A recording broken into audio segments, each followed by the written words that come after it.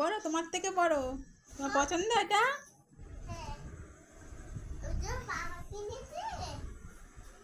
না, এটা পাপা কেনেনি, এটা তুমি পেয়েছো জন্মদিনে। জন্মদিনে তোমাকে একজনে গিফট করেছে।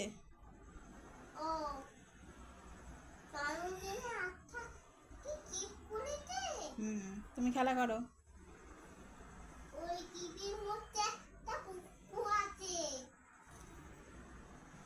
হ্যাঁ,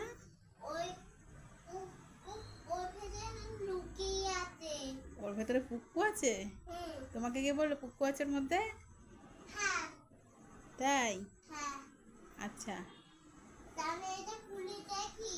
না, একদম নয়। ওটা পুক্কু নেই, ওটা ওরকমই মোটা।